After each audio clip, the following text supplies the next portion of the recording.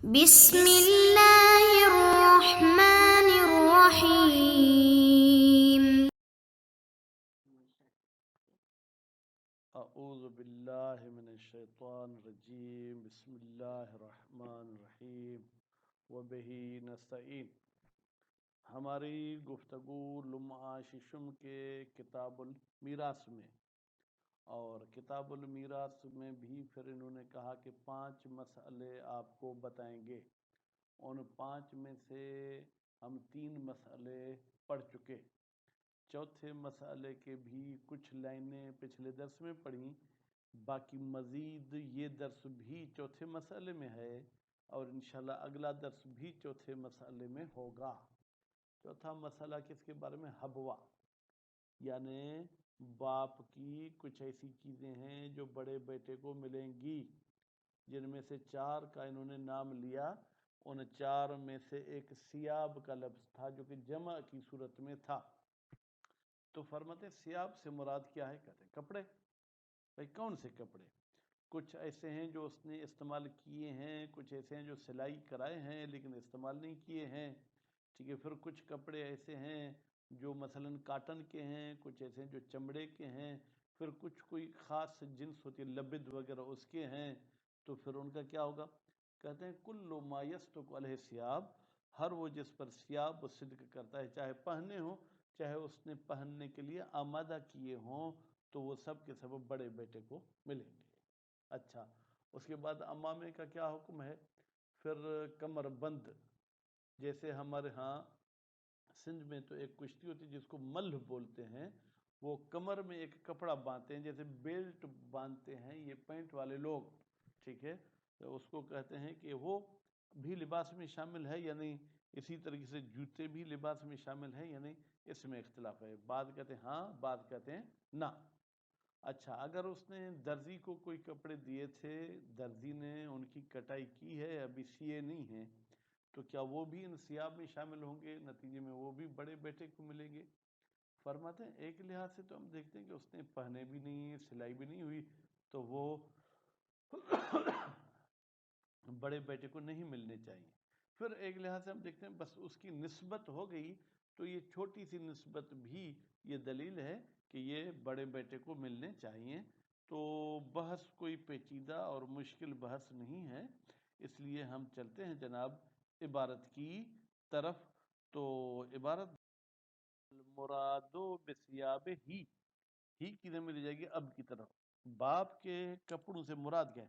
ما کان یلبسھا، اگر لبس یلبس ہو پڑھیں تو پھر یلبسھا، یعنی جو باپ پہنتا تھا، او ادھا للبس، یا باپ نے ان کپڑوں کو تیار کیا تھا، آمادہ کیا تھا پہننے کے لیے، وَإِن لَمْ يَكُنْ لَبِسَھا، اگرچہ ابھی اس نے پہنے نہیں تھے، لِدَلَالَةِ الْعُرْفِ، اس لیے کہ عرف دلالت کرتا ہے عَلَى كَوْنِھَا، کہ بھائی یہ جو کپڑے آمادہ کیے ہوئے ہیں یہ ثِیابَہُ، یہ اس میت کے کپڑے ہیں، وَلِبَاسَہُ، اور یہ اس میت کے لباس ہیں، وَثِیَابُ جِلْدِھِ، ٹھیک ہے، اور اس کے چمڑے والے جو کپڑے ہیں، ٹھیک ہے، عَلَى مَا وَرَدَ فِي الْأَخْبَارِ، جو کہ جو ہے کیا ہے احادیث میں آیا ہے۔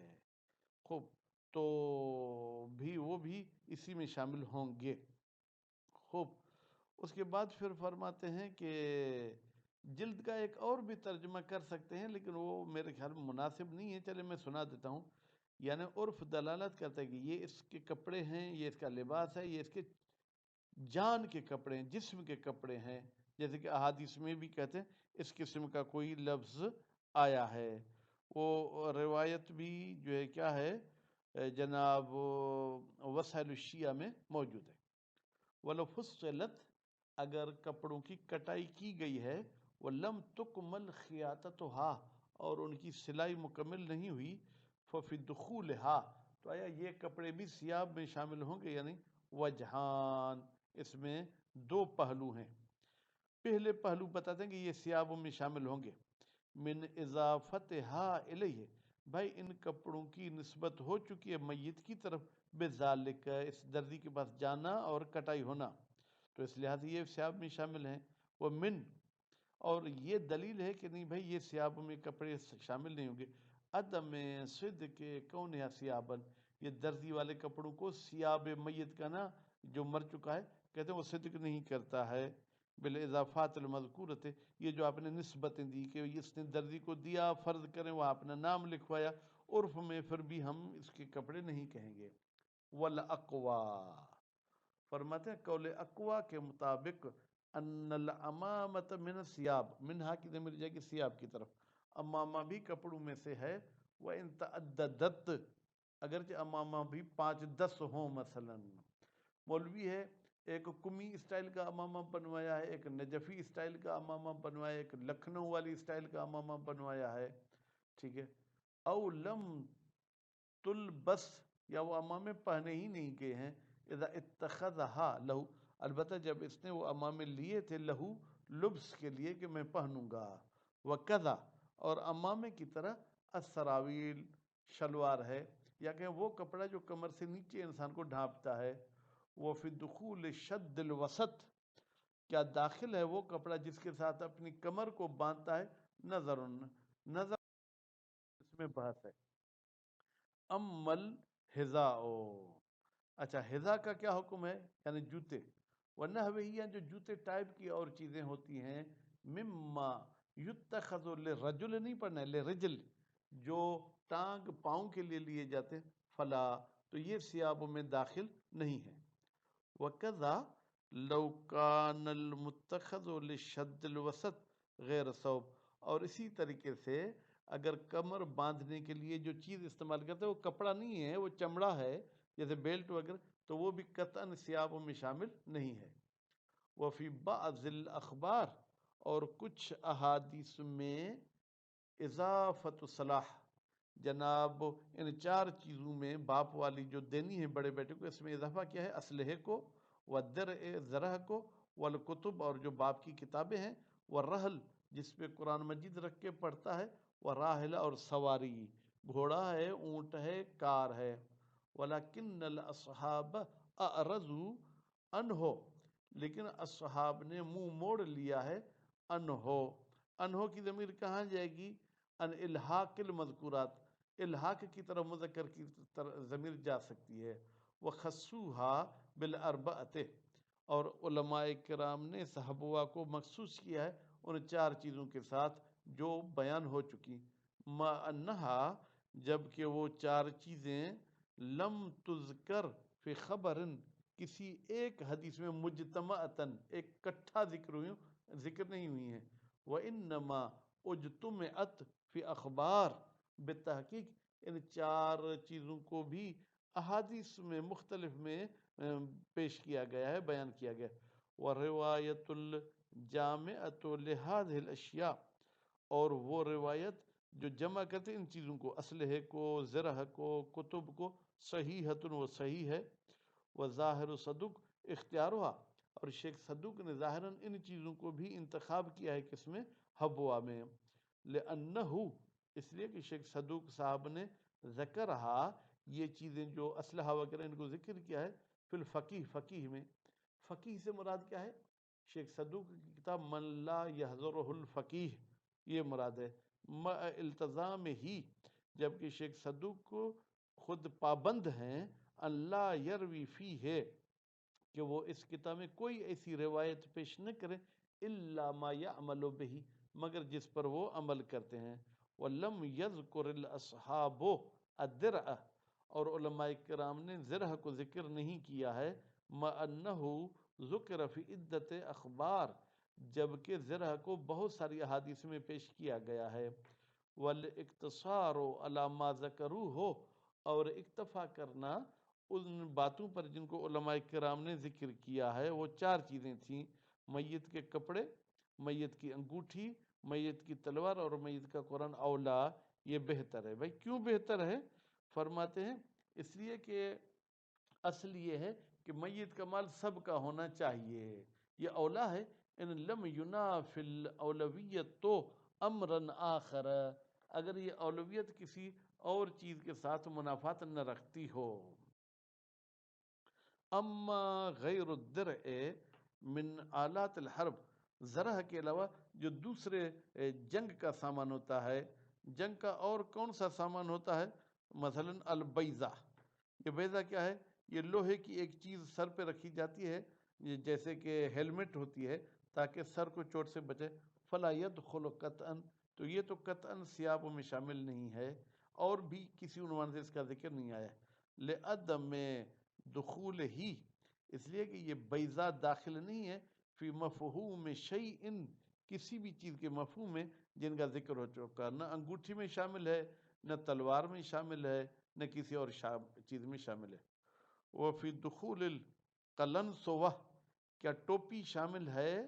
وثوب من اللبد، اور وہ کپڑا جو جناب من اللبد، لبد سے بنایا جاتا ہے، وہ صوف یعنی جیسے بھیڑ کے بال وغیرہ ہیں اس سے بنائی جاتے، پشم وغیرہ سے. نظر، اس میں بھی بحث ہے. من عدم دخولہما فی مفہوم ثیاب، ہم دیکھتے ہیں کہ یہ ٹوپی اور یہ لبد والے کپڑے ثیاب میں شامل نہیں ہیں. لیکن ایک طرف دیکھتے ہیں کہ ہم نے کہا تھا جو میت پہنتا ہے تو پھر کیا ہوگا؟ وَتَنَاوُلُ الْكِسْوَةِ، اور کسوہ ان چیزوں کو شامل ہے. المذکورۃ فی بعض الاخبار، وہ جناب کسوہ جو موجود ہے ذکر کیا گیا جس کا بعض حدیث میں لہما، وہ اس ٹوپی کو بھی شامل ہے اور لبد والے کپڑوں کو بھی شامل ہے. وَيُمْكِنُ الْفَرْقِ، اور کہتے ہیں ممکن ہے کہ ہم اس ٹوپی میں اور لبد والے کپڑوں میں فرق کریں. ٹھیک ہے، کیسے فرق کریں؟ کہ بھائی یہ جو لبد ہے یہ تو کپڑوں میں داخل ہو سکتا ہے، ٹوپی داخل نہیں ہو سکتی.